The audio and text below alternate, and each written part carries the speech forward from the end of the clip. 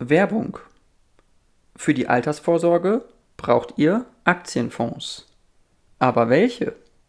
Die Fonds- und Mensch-Software ist eine neutrale Auswahlhilfe. Einmalzahlung, Auswertung erhalten. Selbst umsetzen. Probiert es aus unter www.geldundwissen.de www.geldundwissen.de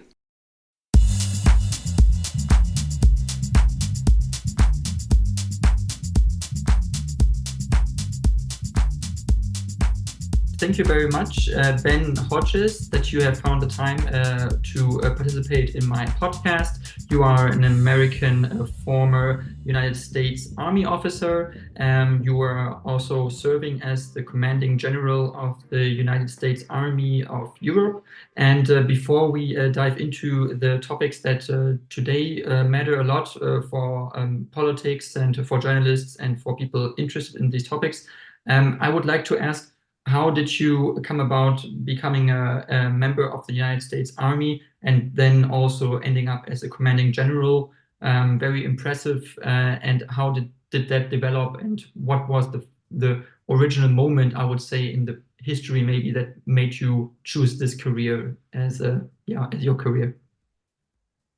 Um, well, Jan, thank you for the privilege of doing this and for this question. I do not come from a military family.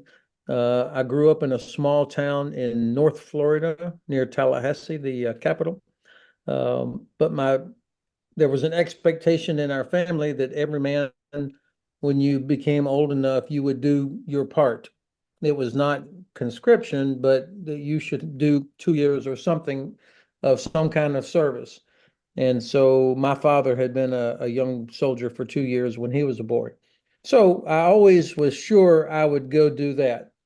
But then I liked it so much that I decided to stay. I never had a long-term ambition. I just liked it and kept doing it as long as I liked it. But I remember there was an old sergeant that who when I was serving in West Germany in Gralstadt back in 1982, 83.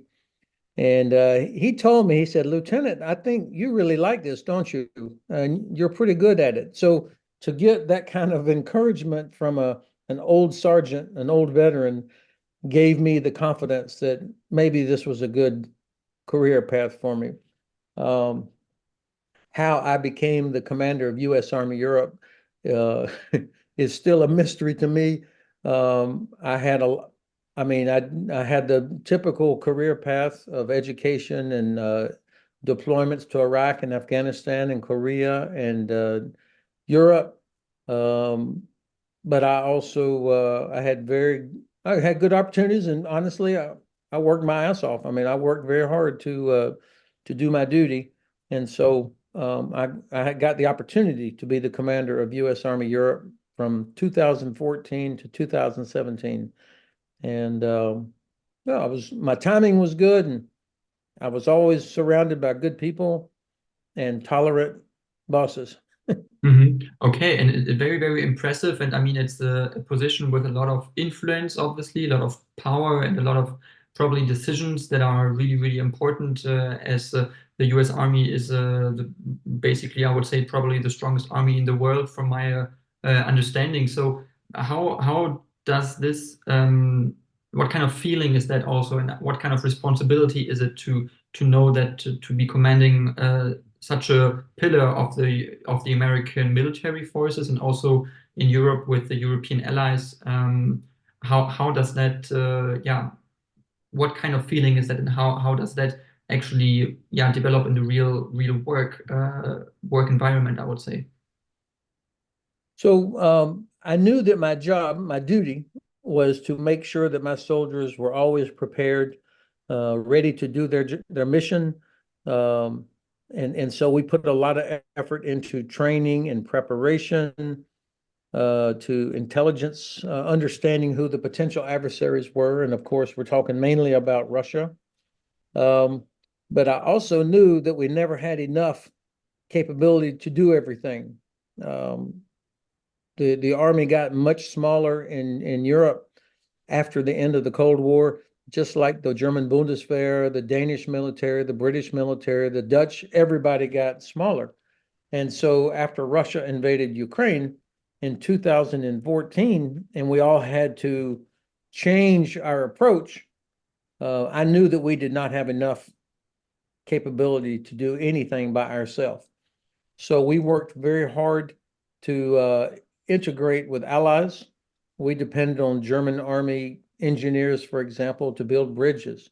We depended on British Army to provide trucks for transportation. We depended on Romania to provide short-range air defense, and so on and so on. So working with allies was essential for what we were going to have to do. Plus, it honestly is more fun. I love working with soldiers from our allied countries. Mhm. And the second thing we had to do, of course, because I did not have enough soldiers to be everywhere, yet we had to look like we were everywhere. I had to put enormous responsibility on very young officers. So, for example, I would have a captain or maybe even a lieutenant, which is an officer that's been in the Army for less than 6 years, would be the senior American officer in a country. Up in Estonia, Latvia, Lithuania, Romania, they would be out there with their soldiers, working with the host nation allies, working with our ambassador, working with foreign media, working with the host nation commanders. And of course, as always happens, good leaders will rise to the occasion. So they lived up, probably surprised themselves how much responsibility they had, but how well they did. So we had to spread it so thin. So great opportunity for junior leaders. Very, very, yeah, very, again, very impressive, very interesting. I think it's also really important to have that kind of capabilities by the American Army, in the end, the US Army in Europe, because Europe is obviously continent at the moment which struggles with war, which has a war going on since 2014. Russia is obviously a country that is dangerous. It is threatening the security of all the European Union countries, but also NATO member countries, Norway, for example.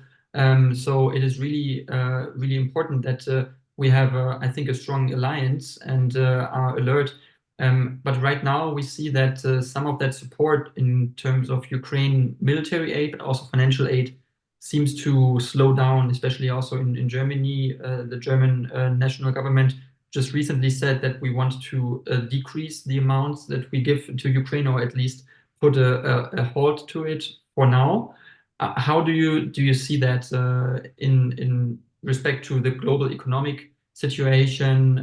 Germany is not a growing economy at the moment. The United States, for example, is growing much faster.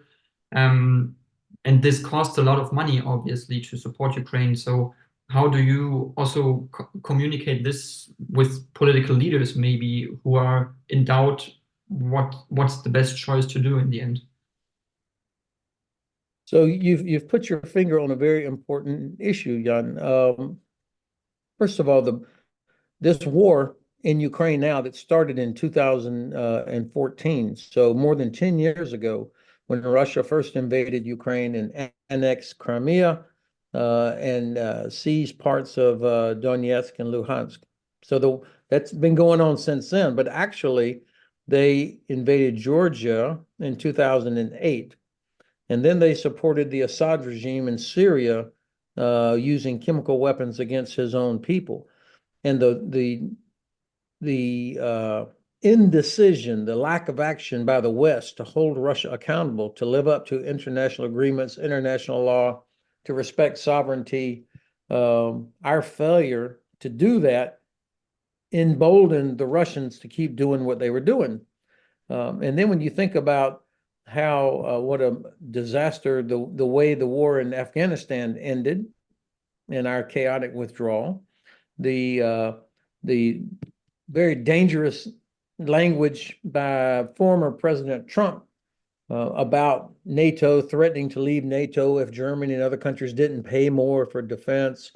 Even President Macron's statement about NATO being brain dead. These were all very unhelpful. And then, of course, January the 6th, the assault on the U.S. Capitol by hundreds of protesters. You can imagine in the Kremlin, them looking at the West, and Germany was still building Nord Stream 2 late into 2021. So you can imagine that the Kremlin probably thought the West will not do anything. So let's go ahead and finish the job in Ukraine and make sure that Ukraine never becomes a democratic country, never is able to integrate into the West. So the war in Ukraine is what failed deterrence looks like. This is the result of failed deterrence because the Russians were pretty sure we were not capable or willing to stop them. So now we have a terrible war that has gone on 2.5 more years with the beginning of the large-scale invasion. Hundreds of thousands of people are dead. 600,000 Russian soldiers killed and wounded. Tens of thousands of Ukrainian civilians killed. Massive destruction to their territory. And millions of Ukrainian refugees are now in Europe, especially in Poland, Germany, and Romania, but also in other countries. If we allow Ukraine to fail, it will be our fault, the United States and Germany in particular, our two countries. If we allow Ukraine to fail, there will be millions more Ukrainian refugees that will come pouring into Poland and to Germany. It will mean continued disruption of energy and grain shipments out of Ukraine, which raises prices for all of us. So there's nothing good that comes from allowing Ukraine to fail. I was very disappointed to see that the German government, that Herr Lindner made the decision he did recently from a budget cutting standpoint, saying that Germany would only pay for any additional aid to Ukraine by using frozen Russian assets. Now, I'm all in favor of using Russian money to help Ukraine defeat Russia, but to make a budget decision and announcement like that at this critical time sends a terrible signal to the Ukrainians and also a signal to Russia that Germany maybe is not so determined to help. In my own country, even though I am proud of what President Biden and his administration have done so far, the fact is the U.S. government has failed to do the most important task, which is to say what our objective is. What are we trying to accomplish? And of course, what I believe we should be trying to accomplish is to help Ukraine win, to defeat Russia, to push Russia back to the 1991 border. That's in the best interest of not just Ukraine, but of all of Europe and of the United States. We should be helping Ukraine win. Instead, we continue to provide just enough so that Ukraine does not lose. And this keeps Russia going. It is a complicated situation, as you said, and I completely agree. It is a problem that foremost also means that big countries, big economies like Germany in Europe is the biggest economy, has the biggest responsibility for safety also in Europe, because it profits a lot from the European Union, free market. It sells goods to different countries in Europe. Also, the US is the biggest trade partner of Germany. So it is really important that this alliance, on the one hand, continues, but also that we are on the same page in terms of security. And if we're not, then trade will also suffer from that in the end. So we have to find solutions for that. But what I sometimes wonder is, after Russia invaded Ukraine, this was just in the beginning of the new administration in Germany. So former Chancellor Angela Merkel was in retirement. She was out of office. Do you sometimes, I think sometimes maybe this was a signal also by Putin, because she was working really hard for peace in Ukraine with the format with the French president, and it was called a Minsk format, where they met very often with Putin and the Ukrainian president to negotiate peace. And after she left office, after 16 years of chancellor, being the chancellor, Putin invaded the Ukraine 2 months after the new administration started. So do you think that he's the mass murderer, Putin, works with these kind of instruments to show other political leaders, you don't matter to me. Like, I'm so powerful, I do whatever I want, whatever negotiating efforts you make, I do not care. I will just do whatever I want because I think I'm more sovereign or more powerful than you. And also, for example, the bombing of the hospital in Ukraine, there was a children's hospital bombed during the NATO summit in the US, where NATO allies were meeting for Ukraine aid. I'm sometimes not sure if that's not a coincidence, but it signals that he tries to tell that he does not care. So how do you work with a country that is absolutely does not care about what any surrounding partners or countries say or do or try to negotiate? So you've done good analysis there of the situation. I disagree with some of it, but I'm impressed with your overall assessment. We have been naive, and I'm talking about the United States, Germany, France, all of us have been naive about Russia, thinking that somehow they could be a reasonable negotiating partner, that they could be a responsible member of the international community, when in fact they absolutely do not care about international law except when it suits them. They have demonstrated that they do not care about human lives, even of some of the people from the Russian Federation. It is a large mafia organization with nuclear weapons, and we will only be able to actually effectively deal with them when we realize that's who they are. They only respect strength. They will complain about it. I mean, it's laughable, but you hear the Russian Foreign Ministry spokesman complaining, calling on the UN to stop this terrible Ukrainian attack in the direction of Kursk, as if this is some horrible war crime. But this is what Russia has been doing to its neighbors for decades.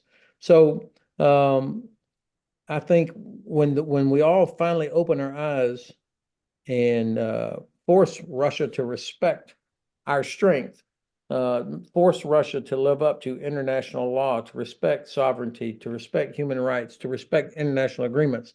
Until that time, they're going to keep doing what they are doing.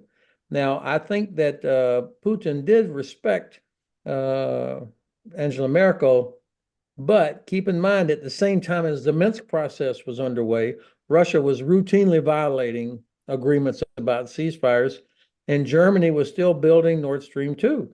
So the Russians could see that while Germany was calling on Russia to respect Ukraine, at the same time, they were pretty sure that Germany would not be willing to cut off access to cheap Russian gas, or to cut off access to Russian markets for German automobiles. So I think the Kremlin could see this, and they could see it in other countries. I mean, there are still, even today, several countries in Europe, not Germany, but others, that are still using Russian gas. It's incredible.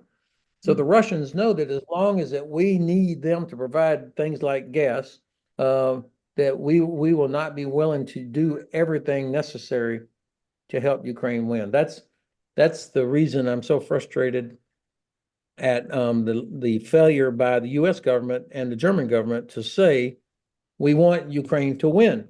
Russia has to be defeated and forced to live within its own boundaries. Yes, exactly, and it has to learn it maybe also the hard way. And this country is unteachable, or it is impossible to educate this country, this government. As you said, this is not a democracy. It is not a. The elections are rigged. The elections are completely. There is no real democratic process going on in this country, and in the end, a country like Russia has to learn also from its European neighbors, from Germany in particular, but also Poland and others who are working together, that this is intolerable, and this is basically, it is our home, and it is something that is not tolerable from a neighbor perspective standpoint, although Russia is geographically speaking quite far away from German borders, but from Polish borders or the Baltics, it's not that far away, and it is stretching obviously across Asia. So I wouldn't even consider it completely a European country, but it's rather a European Asian country because it has obviously a lot of borders in with China and so there's a different mentality still there. So I wouldn't say that it's completely comparable to Central European cultures or also cultural developments, I think, probably over the past years. And in the end, I mean, it must hurt the Russians, though, as well, very, very strongly, that this happens to Ukraine because there is still some closeness. So do you think maybe is it possible that the Russians are also a key here, the Russian population, because they know what's going on and they know that it is war, but it must hurt them even more than Germans to be starting this war in Ukraine and hurting so many Ukrainian civilians because there is a cultural closeness there. And isn't that something that maybe also we as the Western Alliance should think about to how to talk to Russians, how to influence Russian civilians more into what is the right thing to think of, the right way to think about this issue? How can we make more aware of what is going on? Because these people must know what's going on, and they are afraid. I understand they are afraid, but it is still there must be some access maybe. So this is a good point, and it's a question that I have been trying to answer or address for years now.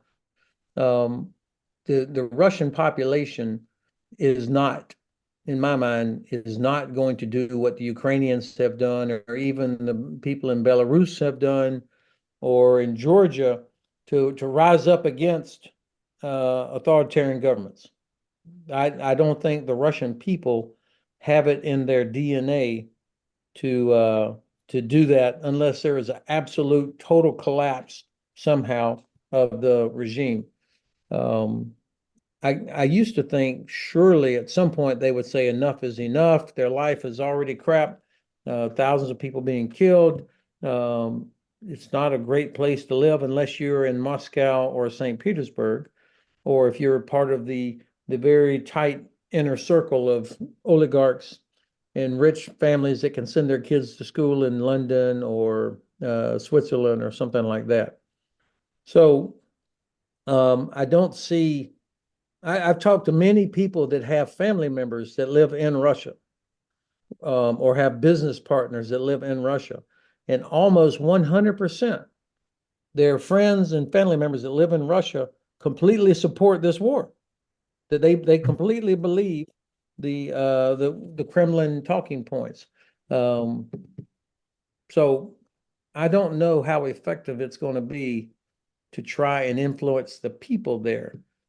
So in my view, the people we have to influence are Putin himself, obviously, and this war continues until he realizes he absolutely cannot win, which is so important that the US and German governments say, you're not going to win, that we're going to do whatever it takes for Ukraine to win.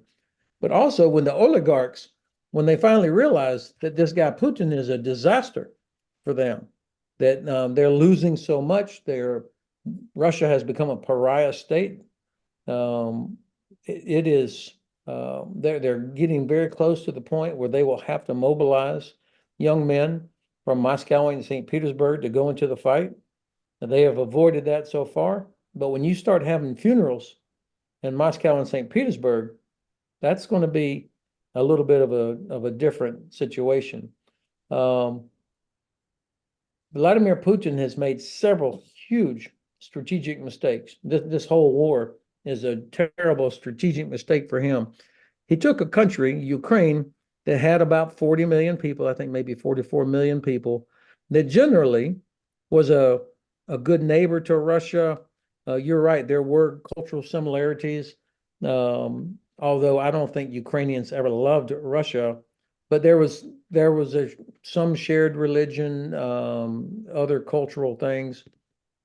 But what he has done, he turned 44 million Ukrainians completely against Russia. Nobody in Ukraine wants to go back to an arrangement or a relationship where You have Russia as the big brother to Ukraine. I mean, the church has separated, families have separated, businesses have separated, and I think this, when you start adding up all the huge mistakes or the results of Putin mistakes, this will be one of them. Mm. It will be, and maybe it's an acceleration also to develop Ukrainian national state and Ukrainian national feeling more of what is Ukraine actually. And the people know it, or they knew it before, obviously, but now they know also that it's worth fighting for, and it is worth developing this further because they see the dark side, which it is how to live under a Russian regime in a Russian terror state where there is anything you say against the war, if you even call it a war, you might go to jail or you have to pay a fine, and you can't talk on the phone probably about these issues, or with your friends in the cafe, you will be afraid. So, and in Ukraine, the people are not even able partly to go to the cafe because they're afraid of missiles going down on the big cities in Kiev, in Kharkiv, all these cities. So, does it make from your perspective make sense that Ukraine started now also this offensive in the Kursk region where they captured around 1,000 square kilometers already apparently of Russian territory, which first which is not which is quite significant, I would say, and they keep continuing and they hold it so that the Russians show military weakness there. They're unable to recapture that. So the Ukrainians show their potential and their strength and their dynamics and mobility also in the field to adapt strategies quite quickly. So is this maybe also a tactic to put more pressure on the Russians so that they will be forced onto different fronts in the end? Yeah, good analysis. Again, I think this counteroffensive by the Ukrainians in the direction of Kursk is intended to do three things. Number one, it is intended to create a bridgehead, if you will, on the Russian side in order to deny Russia the ability or the sanctuary to launch attacks against Ukraine. So that's one thing, pushing it back so that Russia cannot just sit there and launch drones and rockets and airstrikes against Ukraine from that area anymore.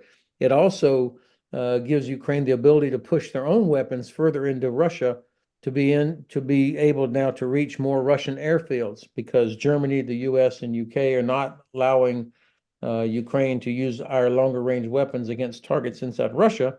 So the Ukrainians have said, okay, well, then we move our own stuff further inside Russia to reach those targets. Excuse me.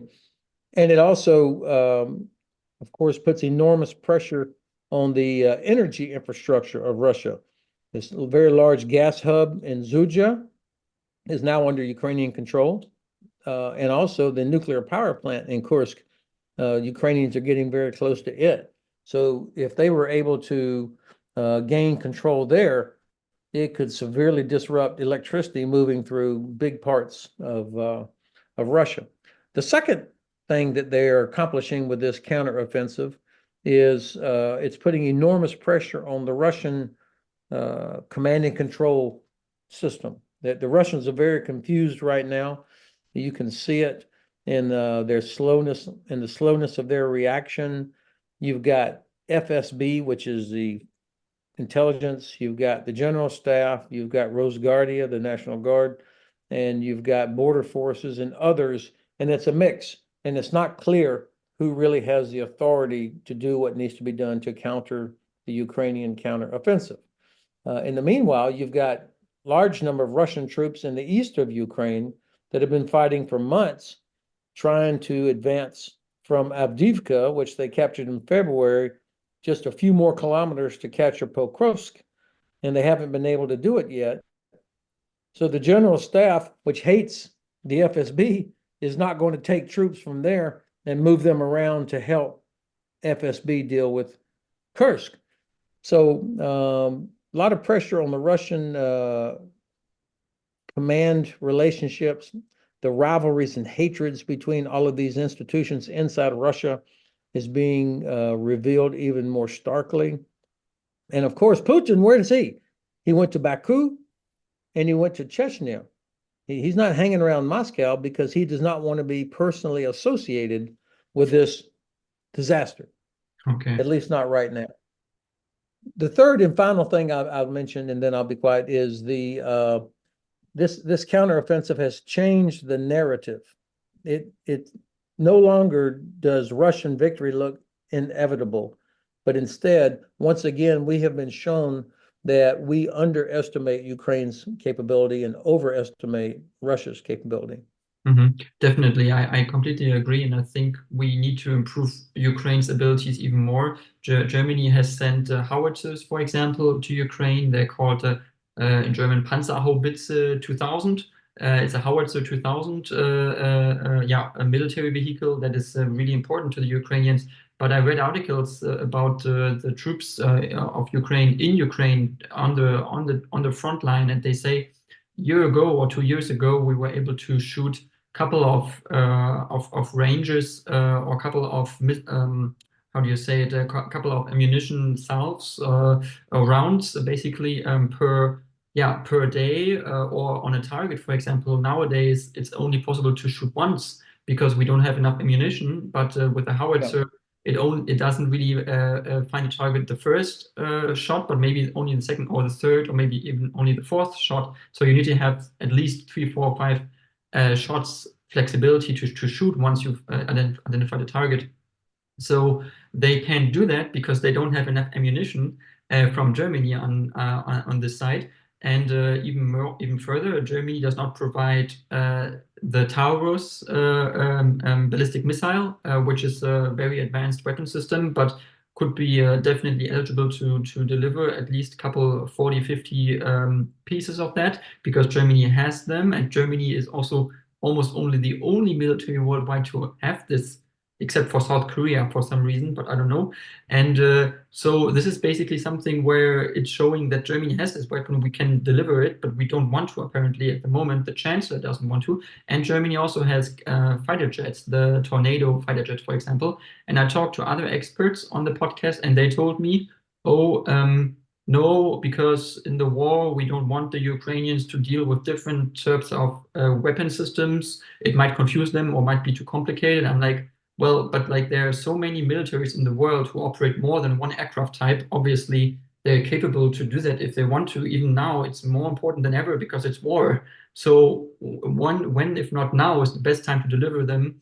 At least, even if it's only 10 or 20 of those jets, they might be useful for something. But to say, oh no, it's too complicated, I don't buy that. So I think it's a little bit like an argument pushed forward to be not too involved and a little bit afraid of what might happen if we don't do it. So would you agree with that assessment, and that the German government here is just too hesitant, especially in this respect?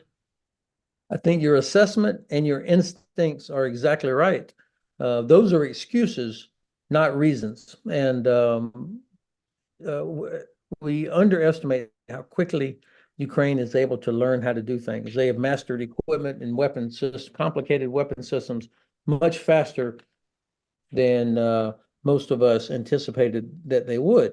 And it is because, of course, they're at war. This is about survival, so they're motivated. But also, during the time of the Soviet Union, Ukraine was the heart of the Soviet military industry. So there is a residual engineering and technical expertise there in Ukraine that is still very, very present, helpful. And so I think this is why you see so many rapid advances by the Ukrainians in drone technology, in maritime drones, and how quickly they adapt to using other systems. Now, to be fair, there is a problem when you have multiple types of airplanes, multiple types of howitzers, multiple types of vehicles. The maintenance required, each one of them has different parts. Each one of them has different maintenance requirements. And so the maintenance system can be overwhelmed if you're having to deal with a Tiergarten of vehicles that needs expertise. That is always going to be a concern. But again, this is not insurmountable, and we should quit putting forth excuses and instead put forth capabilities that Ukraine needs. Exactly.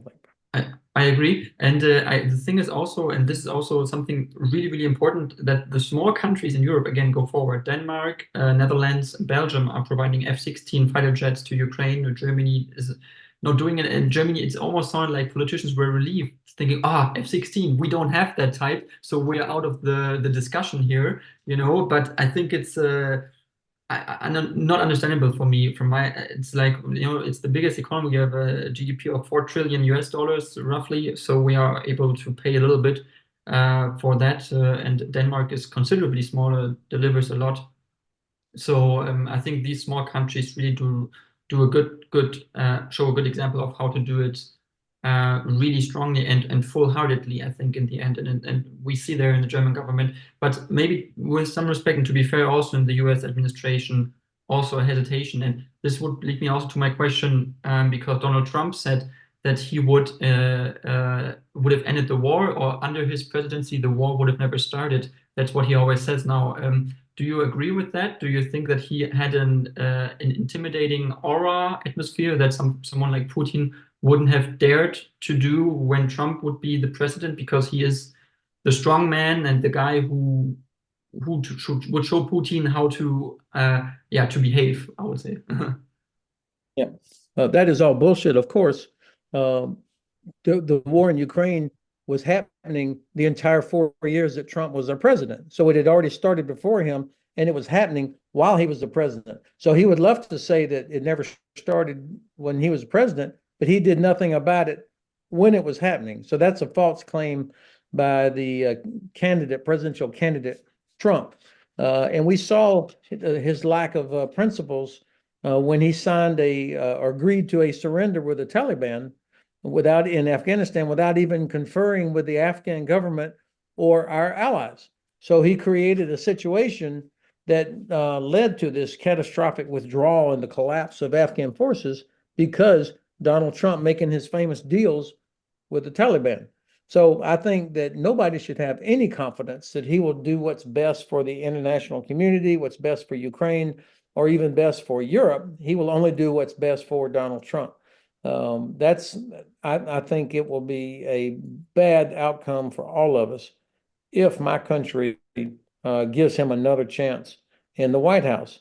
Now, here in my last couple of minutes, I can share with you that I worked very hard this summer in several different states trying to support candidates who are running against Trump and the MAGA movement. I don't know if I personally changed anybody's mind, but I couldn't just sit here in Frankfurt where I live. And, our motto of my wife and I was machen, nicht meckern. We had to do something, not just sit and complain about it. So that's what we did. And fortunately, it feels like things are really turning around in the U.S. now with Kamala Harris as the Democratic candidate. I'm sure you and your listeners are seeing some of this on the news now. After 2 nights of the Democratic National Convention, there's an energy there that is really significant. And I think we have a chance. Unfortunately, there still are millions of Americans that support Donald Trump. So it's incredible to me, but I mean, I have friends and family members that think he's the right answer for the United States. And I'm going to do what I can to try and prevent that. That's very interesting and very good to hear at this point, because I think someone exactly like Kamala Harris as a president, or right now as a candidate, but also as a president in the future, would be a much better partner, much more cooperative. And Donald Trump, from his history, we know how he acted for 4 years as a president. It was as for German Chancellor Merkel, who basically said, well, I'm not too delighted about the relationship. So it was quite hard, quite tough. But in the end, even if Trump gets elected, I don't think he would let down the Ukraine. I don't think he would let down Europe in that sense. But even if the worst case scenario and Trump says, okay, we're not going to continue with military aid, then Europe and Germany has to do it by itself, because it's mostly affecting us. It's in Europe, and we have to be stronger and be more decisive and have more, also just much more powerful will in that sense to support Ukraine militarily. Finally, the last question before we have to wrap up and have to end. The United States is planning to put missiles in Germany, long-range missiles, who are possibly capable of nuclear weapons, maybe also hypersonic missiles, which is, I think, in the discussion but has not yet been confirmed. I'm not completely sure. But how do you see that? And is this enhancing capabilities of Germany to deter Russia from a nuclear first strike? Of course, this decision is done by the United States working with our German allies. This is not a U.S. decision on our own just to go ahead and do it. We are inside, the U.S. military is inside Germany, our allied nation and a host nation. So anything that we do here is with the permission and cooperation of the German host nation government. Number one, just to be very clear. Number two, this is a response to help Germany fill a gap in its own capability that will be needed for about the next 3 or 4 years because of Russia's violations of the INF, Intermediate Nuclear Range Nuclear Forces Agreement. When Russia put Iskander into Kaliningrad, Königsberg, it put Berlin and other German cities in range of nuclear weapons. And because Germany and other countries had allowed Russia to violate the INF treaty without any countermeasures, the United States canceled or withdrew from the INF treaty. And now we will provide weapons to give Germany a deterrent against this Russian threat from Kaliningrad. I don't know how long that will be. But this is to address a need that Germany soon, I think, again, in the next 3 or 4 years, will have their own weapon system that will be able to effectively deter Russian strike capability. And that would be very effective. And it is basically a very good symbol to show that Europe and the United States have a strong alliance going on. And maybe also, I think, fighter jets, because I know that Germany has also some nuclear weapons stationed are in Germany, which are US nuclear weapons, but basically German fighter jets would have to transport that to the target. But it's not maybe as effective in case of a nuclear war because they are too slow. So maybe you have to have a better first striking capability. This is basically only what I would understand. But I think it's these are times which are obviously quite stressful, and we shouldn't talk only about that maybe. But it is something that has to be discussed, even although the war in Gaza is also going on in Israel, which we haven't really discussed. But it is also something that is at the moment threatening with Iran as a threat. But I know that you are a busy man, Mr. Hodges. I don't want to take up all of your time, and I thank you very much for the interview. And if you would like to give a last minute of a statement that you want to give to my listeners about what's important, or what if you want to give out a message about the situation, and then you might, you can do now if you want to. Okay, well, Jan, thanks for this privilege of the time of your listeners and for the excellent questions and analysis that you contributed to this conversation. I would love to do it again. I would like to talk about the Gaza Krieg and what what's going on there, why it's important that we help bring about a two-state solution there. Maybe we could organize somewhere in October, if you would like, on the anniversary of the October 7 attack by the Hamas, see where we are. If you would like to do that, I would be willing to do that. Yes. To your listeners, I would just say we know from thousands of years of history, human history, that the best way to prevent a war is to demonstrate that you're prepared for it. I mean, we know that. And all of what Russia has done in the last 18, 16 years happened after Germany, the United States, UK, the Netherlands, and Denmark all disarmed from the very strong capabilities we had during the Cold War. As soon as that was gone, Russia started its aggression across Europe and into Georgia. So being prepared, yes, it's expensive, but it's not nearly as expensive as failed deterrence, which we're seeing right now. Yes. Okay. Then thank you very much, Mr. Hodges, for the interview. It was very, very great. And I hope to talk to you very, very soon. Thank you very much. I look forward to it. Thank you.